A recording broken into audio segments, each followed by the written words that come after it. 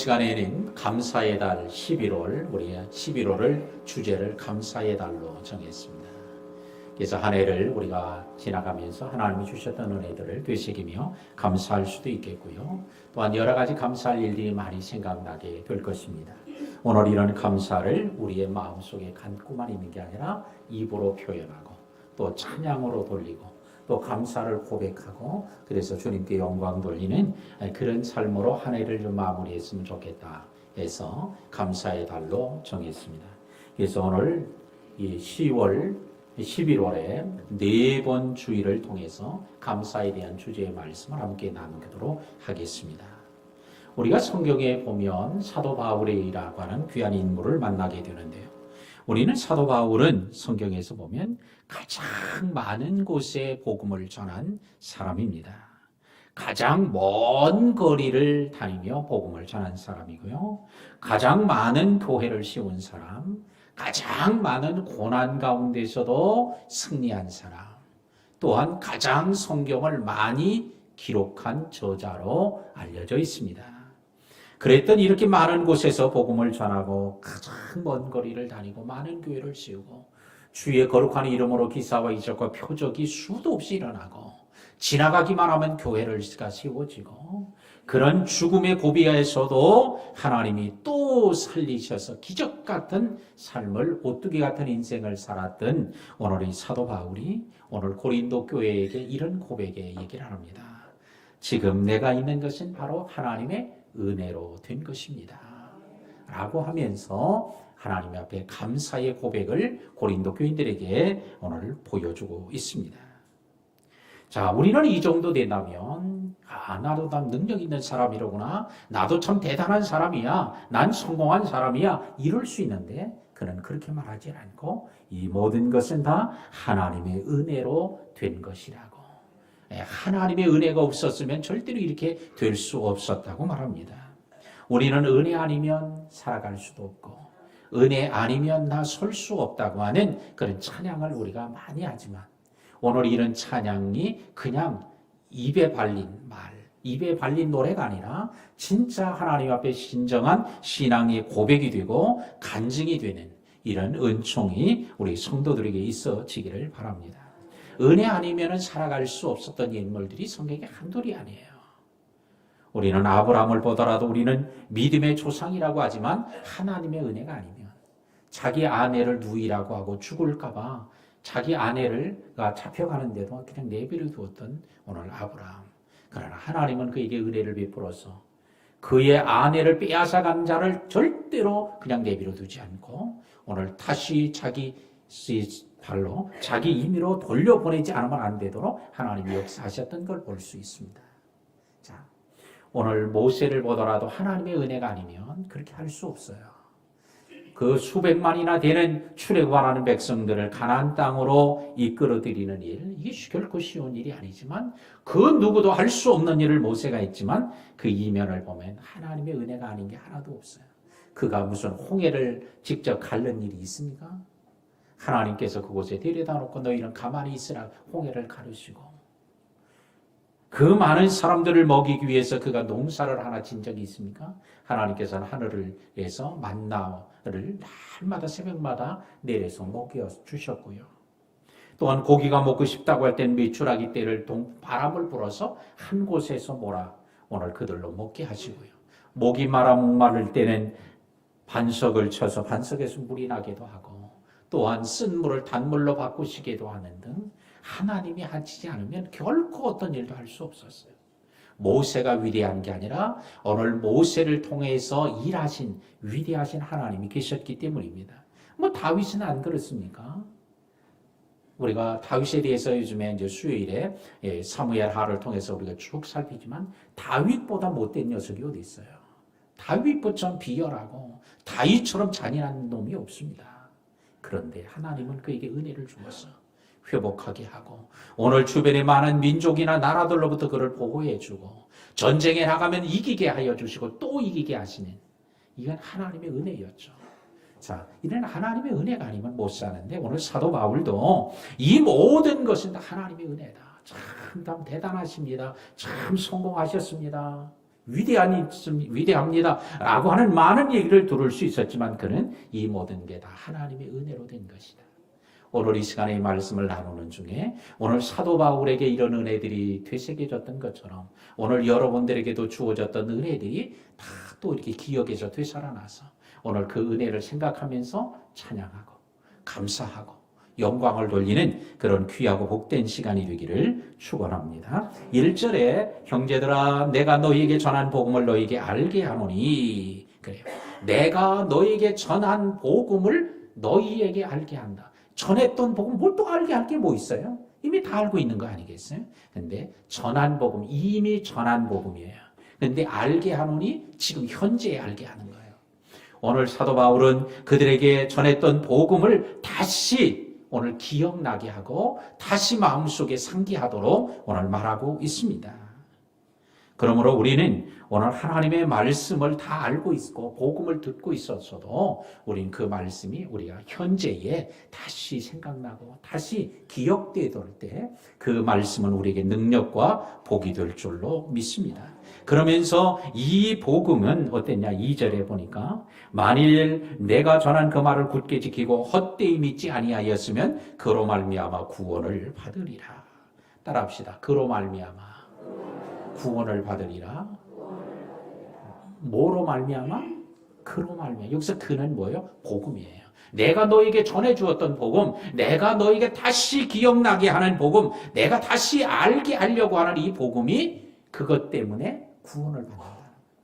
자, 근데 오늘 조건이 앞에 두 가지가 붙어 있어요. 굳게 지키면, 굳게 지키고, 굳게 지키면. 두 번째, 헛되이 믿지 아니하였으면.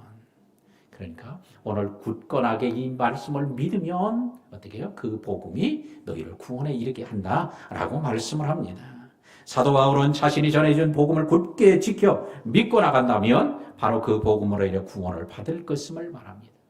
근데 오늘날의 교회 안에는요, 내가 구원을 받았는지 구원을 안 받았는지 어떤 때는 받은 것 같고 어떤 때는 또 안 받은 것도 같고 이렇게 진가민가하고 왔다 갔다 하는 사람들이 종종 있음을 발견합니다. 오늘 여러분들은 어떻습니까? 내가 구원받았다고 하는 확신과 믿음 위에 서 있습니까? 근데 어떤 때는 그런 때도 있고 어떤 때는 또 안 그런 때도 있습니까? 제가 성도들을 훈련하고 가르칠 때 보면요, 늘상 놀라는 거예요. 많은 사람들이 구원의 확신을 거의 갖지 못하고 있는 사람이 너무 많다는 거예요. 오늘 하나님께서 당신을 부르신다면, 오늘 밤 바로 하나님이 부르신다면 당신이 천국 문 앞에 서 있을 때 주님이 내가 너를 왜 천국에 들여보내야 될까? 라고 물으신다면 어떻게 대답하겠습니까? 라고 물으면 이 대답을 잘 못해요.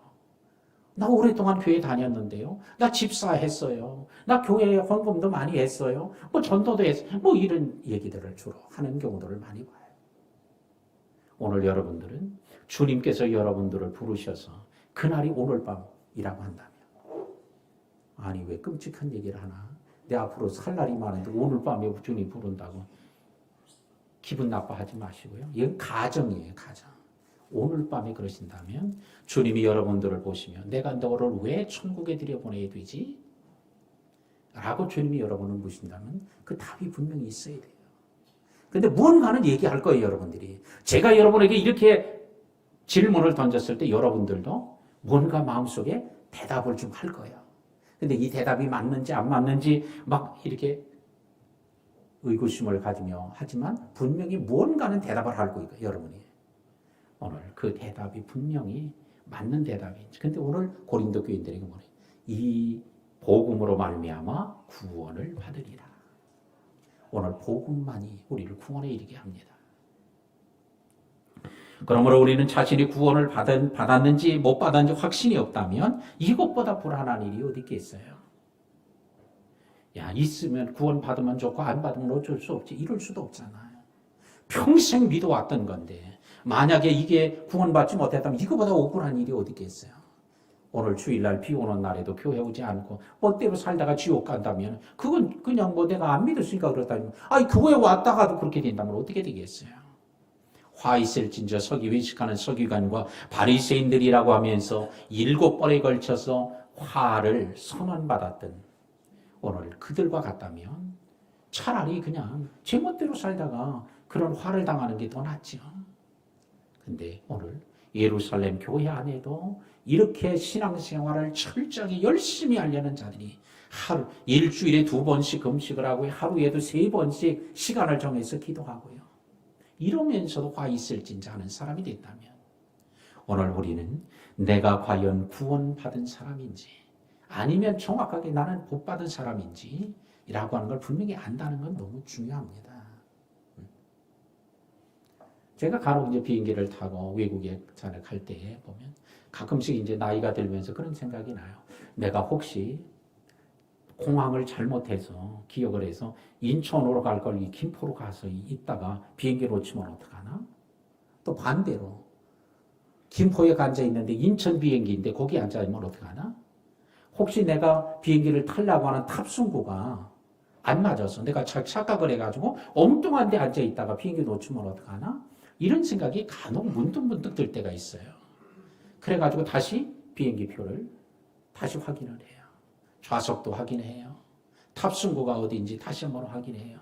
자, 우리의 신앙생활도 이런 확인이 필요하지 않겠어요? 믿음의 생활을 할 때 은혜 받을 때는 천국 갈까 하던 확신과 믿음이 있었는데 주님 지금 오시면 너무 좋겠습니다. 할렐루야. 어서 오시옵소서 마라나타 하고 기다리고 찬송하고 있었는데 근데 은혜가 떨어지니까 아이고 지금 오시면 안 되겠네 하고 또 우리가 불안해하고 사는 분들도 있을지 몰라요. 그러나 오늘 그로 말미암아 구원을 받으리라. 제가 또 많은 책을 보고 많은 분들을 만나지만 목사님들 중에도요. 이 마지막 때가 되면 이게 불안해하시는 분들이 있는 걸 너무나 많이 보고 또 읽습니다. 장로님들 중에도 그런 분들이 많이 있는 걸 보고요. 더 나아가서 뭐 교인들은 말할 것도 없고요. 예? 왜? 이런 확신이 없어서. 왜? 자기 중심으로 자기 감정으로 신앙생활을 하니까 그러니까 확신이 없는 거예요. 그러니까 내가 믿음이 떨어진 것 같고 내가 식어지면 난 못 가리라 이런 생각이 들어요. 또 마음이 뜨거워지고 열심을 낼 때면 난 갈 거야. 자기 감정으로 되는 게 아니죠. 오직 복음으로만 오직 믿음으로만 구원에 이르게 되는 줄로 믿습니다. 너희가 그 은혜를 인하여 믿음으로 말미암아 구원을 얻었으니 이것은 너희에게서 난 것이 아니 하나님의 선물이라. 이것은 너희로 하여금 누구든지 자랑할 수 없도록 하려 함이라고 주님이 말씀하죠. 오직 믿음으로 오직 하나님의 은혜로 되어진다는 이 사실. 오늘 이 시간에 혹시 이것이 불확실한 분들이 오늘 이 자리에 계신다면 오늘 이번 주 지나기 전에 꼭 우리 교역자들을 만나서 우리 부교역자들을 만나서 꼭 상담하고 분명한 확신과 믿음을 갖는 기회가 될 수 있기를 바랍니다. 아멘 안 해요. 다 그냥 확신이 있나 봐요. 그러니까 안 만나도 될 것 같아요. 오늘 나가면서 한 사람씩 붙잡고 한번 물어볼까요? 자, 오늘 대답을 해도 그 대답이 분명치 않거나 잘못된 대답을 갖고 있는 분들이 제가 훈련을 시켜보니까 너무 많더라는 거예요. 자, 오늘 이처럼 우리가 바른 믿음에 서서 오늘 고린도 교인들만 그런 게 아니라 오늘날에도 여전히 이럴 수 있는 사람들이 있습니다. 자, 3절 보죠. 내가 받은 것을 먼저 너에게 전하였노니 이는 성경대로 그리스도께서 우리의 죄를 위해 죽으시고 4절 장사제는 받으셨다가 성경대로 사흘 만에 다시 살아나사 그럽니다. 내가 받은 것을 먼저 너희에게 전하였으니 이 복음은 사도 바울이 먼저 자기가 받은 것이라는 거예요. 자기도 이 복음 때문에 구원받았고 이 복음을 고린도 교인들에게도 또한 전해 주었대요. 근데 그 복음이 뭐예요? 이건 설명을 합니다. 이는 성경대로 그리스도께서 우리의 죄를 위해 죽으신 것이라는. 예수님이 죽으심이 성경대로 죽으셨다는 거예요. 선지자들의 예언한 말씀대로 예수님의 죽음이 이루어진 거예요. 예수님은 당시 기득권 세력에 밀려서 어쩔 수 없이 죽으신 것이 아니라는 거예요. 당시에 사내들이라고 하는 제사장 서기관 바리새인들의 그룹의 권력 싸움에서 밀려가지고 예수님이 죽으신 게 아니에요. 성경대로. 오늘 선지자들이 오늘 예수님의 죽으심으로 오늘 구원될 것에 대한 미리 말씀을 하죠. 이사야는 예수님이 오시기 700년 전에 얘기를 하는 거예요. 우리는 양 같아서 그릇 행하여 우리는 제 갈 길로 갈 거는 그리스도께서는 우리 무리의 죄악을 그에게 담당시켰다는 거예요. 근데 사람들은 말하기를 그는 자기 죄 때문에 죽었다는 거예요. 그런 오해와 그런 잘못된 말을 하게 될 날이 온다. 근데 실제로 오늘날에도 그런 사람들이 있지 않습니까? 예수님은 기득권 세력에 밀려서 정치에 밀려서 예수님 죽은 거야. 아니요. 성경대로. 그들은 지금 1500년 동안 시내산 이후에 1500년 동안 짐승을 가져다가 제물로 바쳐서 죄 사함을 받습니다. 하나님이 제물을 가지고 와서 속죄제를 드리면 내가 다 용서할 거야. 그러니까 죄를 지은 사람들이 제물을 가지고 나와 하나님께 제사하고 돌아갈 때는 저 내 죄 대신 저 짐승이 죽었으니까 나는 산 거야. 이렇게 알고 1500년 동안 해왔단 말이에요. 근데 그 제물이 누구요? 예수님을 가르쳐 주려고 했던 거 아니에요? 근데 예수님께서 성경대로 바로 그들을 위해 죽으신 거예요. 예수님의 죽으심이 없이는 절대로 사함을 받지 못하기 때문에 그래요. 따라합시다. 우리 죄를 위하여 죽으시고 누구 죄 때문에? 며느리 죄 때문에 죽은 거 아니에요. 우리 죄 때문에, 나의 죄 때문에 예수님의 죽으심. 그래서 그 예수님의 죽으심을 믿고 고백하는 자들에게 하나님은 뭐예요? 사죄와 구원의 은총을 주시는 것입니다. 그리고는 성경대로 사흘 만에 살아나셨습니다. 예수님께서는 죽으시고 끝난 게 아니라 내가 죽었다가 사흘 만에 다시 살아나리라 하신 대로 살아나셨습니다. 근데 이것을 제자들조차도 믿지 못했어요. 왜? 그런 사람을 본 적이 없으니까. 그래서 예수님께서 내가 예루살렘에 올라가 제사장들에게 잡히고 그들에게 핍박을 받고 매를 맞고 죽었다가 사흘 만에 다시 살아나리라. 베드로가 깜짝 놀라죠. 절대로 그런 일이 일어나도 안 되고 일어날 수도 없습니다. 제가 예수님 지켜드리겠습니다. 그랬지만 사탄아 내 뒤로 물러가라. 내가 하나님의 일을 생각하지 않고 사람의 일로 생각하는도다 하며 꾸짖습니다. 왜? 예수님이 죽으셨다가 부활하시는 것이야말로 이게 하나님이 계획하신 뜻이었기 때문이에요. 예수님 자신만 부활하는 게 아니라 나를 믿는 자는 죽어도 살 것이고 또한 살아서 나를 믿는 자는 영원히 죽지 아니하리란 곧 그를 예수님의 부활을 통해 예수님은 부활의 첫 열매가 되셨기 때문에 그를 믿는 자들에게 동일한 부활을 주시려고 주님이 부활하시는 거랍니다. 근데 예수님 죽으셔도 안 되고요. 다시 살아나 말도 안 되면 그런 일이 있으면 안 된다고? 이게 돼야 되느냐 말이에요. 절대 말이 안 되는 얘기죠. 이게 사단의 생각이고 사단의 계략이었어. 사단은 예수님 죽으면 안 되는 거예요. 예수님 다시 살아나면 절대 안 되는 거예요. 왜? 예수님이 죽어야 우리 모든 사람이 사는데 예수님이 안 죽어야 사람들이 죄 용서를 못 받을 거 아니에요. 예수님이 살아나지 않아야 모든 사람들이 또 못 살아날 거 아니에요. 부활을 못 할 거 아니에요. 이게 사단의 아주 고대의 전략인데 오늘 그래서 사탄아 내 뒤로 물러가라. 베드로가 그 말을 듣고 기분 되게 나빴을지 몰라요. 감히 나를 향하여 사단이라고 하다니 할 수도 있었을지 모르나 오늘 주님이 죽으시고 부활하시는 것은 성경대로 우리가 이 복음을 내가 먼저 받았고 이 받은 복음을 너희에게 전해 주었다. 이 복음을 믿는 사람 그로 말미암아 구원을 얻으리라. 오늘 구원은 우리가 선한 행실로 얻는 거 아니에요. 충성해서 얻는 거 아니에요. 주일날 열심히 나온 것 때문에 그 공로 때문에 얻는 거 아니에요. 우리는 오직 예수님이 우리를 위해 죽으시고 우리의 다시 사신 그 믿음으로 말미암아 구원에 이르게 되는 줄로 믿습니다. 예수님이 살아나셨다고 하니까 사람들은 그걸 거짓으로 살아나지도 않은데 살았다고 해서 사람들을 미혹한다고 사람들에게 막 여론을 섬기시겠습니다. 그러나 예수님이 살아나셔서 오늘 5절로 8절에 보니까 게바에게 베드로에게 보여주셨고요. 마리아에게 보여주시고 여러 여인들에게 보여주시고요. 12사도에게 보여주고요. 또한 일시에 한꺼번에 500의 형제에게 보여주었어요. 자, 예수님이 십자가에 달리셔서 오늘 못을 박히죠.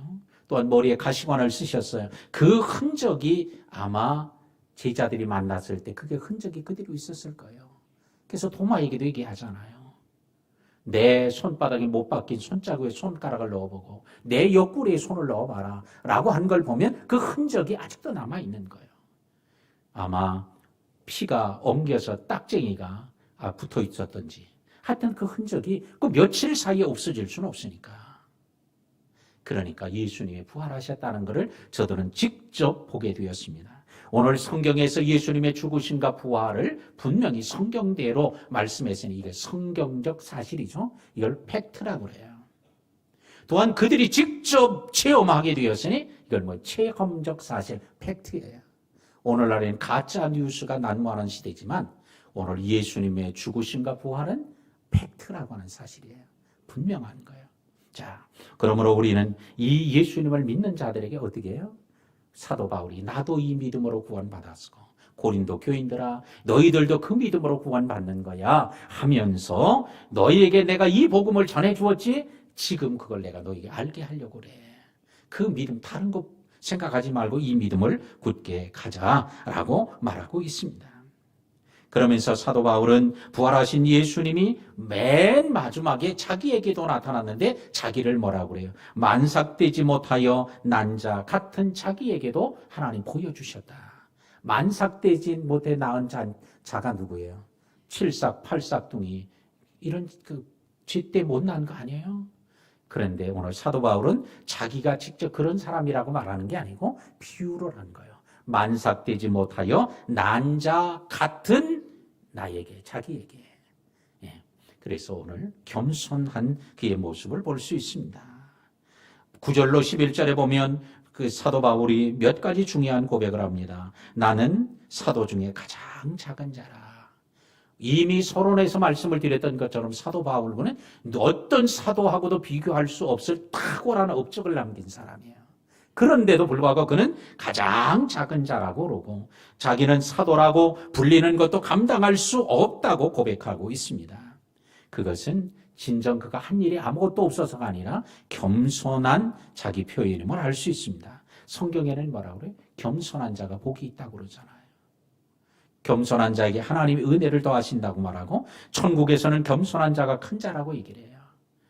어린아이와 같은 자가 천국에서 큰 자니라. 겸손한 자가 큰 자가요. 겸손한 자에게 하나님은 은혜와 복을 더하여 주십니다. 오늘 그러기 때문에 사도 바울에게 하나님은 더 은혜를 더 많이 부어주셨던 거예요. 우리 성도들이 그와 같이 되기를 주의 이름으로 축복합니다. 그러나 너나 할 것 없이 사람들은 대부분 어떤 속성을 가지고 있어요? 잘하고 위대해지고 그 많은 사람의 업적이 많아지면요 자꾸 우쭐해지고 높아진단 말이에요. 그래서 너 선자는 넘어질까 주의하라. 예, 큰 업적을 남기고 크게 성공하면요 그게 오히려 화가 될 수도 있어요.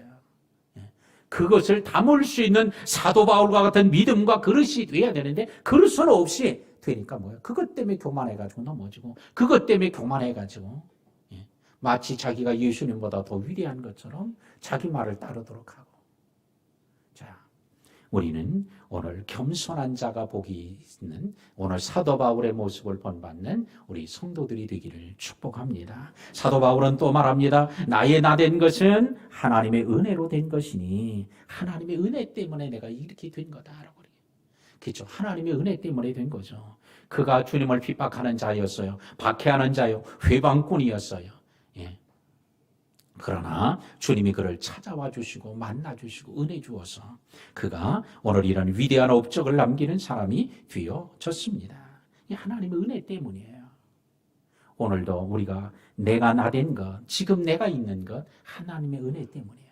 때로는 위대한 업적을 남길 수도 있고 훌륭하게 성공할 수도 있고 그러나 때로는 실패할 때도 있고 넘어질 때도 있었지만 그때마다 하나님의 은혜를 주어서 지금 우리가 있는 것 아닙니까? 우리가 기도할 때도 은혜를 주어서 응답받아 지금이 있고요. 우리가 병들었을 때도 우리를 고쳐주신 은혜 때문에 지금 건강하게 주를 섬기고요. 은혜를 주니까 또 기도도 되고 은혜를 주니까 또 충성도 하고 은혜를 주니까 헌신도 하고요. 은혜 없이는 되는 게 없어요. 오늘 하나님께서 내가 나 된 것 이게 바로 하나님의 은혜라고 하는 이런 것들이 오늘 막 생각이 나고 20년, 30년 전에 주었던 은혜부터 시작해서 많은 은혜들이 되살아나서 이런 은혜들로 인하여 감사와 찬양이 계속 이어질 수 있게 되기를 바랍니다. 부모의 은혜를 깨닫게 될 때 부모에게 감사하게 되죠. 도대체 내게 해준 게 뭐가 있냐고. 이런 자식들은요 절대 부모에게 감사하지 못해요. 부모의 은혜가 깨달아져야 감사가 되는 거 아니에요. 제가 이렇게 된 거 나를 위해 이렇게 애써주시고 못 먹고 못 입고 고생하고 돌봐주신 은혜입니다. 이래야 감사하고 나중에 부모를 공경하고 봉양할 수 있지 않아요? 우리가 하나님의 은혜임을 알지 못하면요 절대 하나님께 감사할 수 없어요. 그러므로 사도 바울의 이런 고백 속에는 하나님의 주셨던 은혜에 대한 감사가 얼마나 많았으면 오늘 그가 그렇게 말할 수 있었을까 생각해 볼 수 있습니다. 또한 그가 내게 주신 은혜가 헛되지 아니하였다라고 고백합니다. 하나님이 그에게 주신 은혜가 헛되지 않았다는 거예요. 근데 우리는 어떠합니까? 하나님이 은혜 주신 건 너무 많은데 그 은혜가 다 어디로 갔는지 헛되게 사라져서 오늘 우리가 헛되게 살지는 않았습니까? 오늘 주님의 은혜가 헛되지 않도록 하기를 축복합니다. 은혜는 많이 받았는데 은혜 받은 값을 제대로 하지 못하면 안 돼요. 왜? 그러면 은혜가 헛되게 되는 거예요. 오늘 은혜의 값을 하고 사는 자가 되기를 바랍니다. 사도 바울은 내가 모든 사도보다 더 많이 수고하였다고 고백합니다.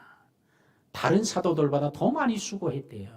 이걸 통해 보면 우리는 사도라고 해서 다 똑같이 수고하는 게 아니라는 거예요. 어떤 사도는 더 많이 수고하고 어떤 사도는 덜 할 수도 있다는 거예요. 오늘날 이걸 우리 교회로 보면 어떤 사람은 더 많이 충성할 수도 있고 어떤 사람은 덜 할 수도 있어요. 똑같은 직분을 가져도 더 많이 수고하는 사람이 있고 덜 하는 사람이 있어요. 자, 그래서 우리는 다른 사람하고 비교하면 안 된다는 거예요. 우리는 오늘 누구와 비교할까요? 우리는 자기 자신과 비교하는 거예요. 자기 자신이 은혜를 많이 받았으니 오늘 자기 자신이 10년 전보다 내가 더 잘하는지 더 못하는지 자신과 우리는 뭐와 비교해요? 자신이 받은 달란트와 비교해야 돼요. 자신이 받은 능력과 사명과 비교해서 우리가 충성하며 살아야 돼요. 다른 사람하고 비교하면 어떻게 돼요? 자기보다 잘난 사람이 있고 더 많은 업적을 남긴 사람이 있으면 뭐예요? 그 앞에 가서는 아주 그냥 주눅이 들어가지고 찍소리도 못하고 있네? 겸손한 모습이 아니에요. 그거는 자기보다 잘났으니까 이 자존심 상해서 찍소리 못하는 거지. 그건 열등감이라고 하는 거예요. 근데 자기보다 또 못난 사람, 자기보다 더 못하는 사람 앞에 가면 아주 혼자 잘난 척은 다 하네. 이게 뭐예요? 우쭐함, 교만함이죠. 그러니까 사람과 비교하면요, 어떤 때는 감사할, 하나님 저렇게 안 해줘서 감사할 수도 있지만 오히려 그것이 배후에 깊은 속에 내면은 오히려 교만의 산물일 수 있다는 거예요. 그러니까 다른 사람하고 비교하지 말고 오늘 사도 바울이 내가 다른 사도보다 더 많이 수고했다고 해서 내가 다른 사도보다 더 낫다, 뛰어나다 이렇게 말하지 않았다는 거예요. 우리는 오늘 다른 사람과 비교하지 말고 누구와? 내 자신과 내 사명과 내 능력과 내게 주신 은혜와 내게 주신 은사와 내게 주신 사명과 비교하고 오늘 충성하며 바르게 헌신할 수 있어야 하겠습니다. 말씀을 이제 맺겠습니다. 하나님의 사역은 은혜를 받아야 할 수 있음을 사도 바울을 통해 할 수 있어요. 하나님께 내가 나된 건 하나님의 은혜였기 때문에 이런 큰 위대한 업적을 위대한 일을 나타낼 수 있었다고 하는 말 속에는 은혜 받지 못하면요 이런 일을 못한다는 거예요. 오늘날에도 그렇습니다. 은혜 아니면 살아갈 수가 없고 은혜 아니면 나서지 못하네 라는 찬양을 우리가 하지만 이것이 진짜 신앙이요 고백이요 삶이 되기를 축복합니다. 오늘 우리는 은혜 아니면 사역하는 것도 충성도 성공도 이룰 수 없습니다. 그러므로 오늘 이 시간에 하나님의 은혜를 구하는 지금까지도 은혜를 거저 주셨는데 오늘 은혜를 구하는 자들에게 더하여 주실 줄로 믿습니다. 사도 바울의 모든 고백에 그 이면에는 감사가 담겨져 있습니다. 오늘도 은혜가 떨어지면 어떻게 돼요? 감사도 사라지고요. 은혜가 넘치면 감사도 많아져요. 이스라엘 백성들의 모습을 보면 그들은 은혜가 떨어졌을 때는요.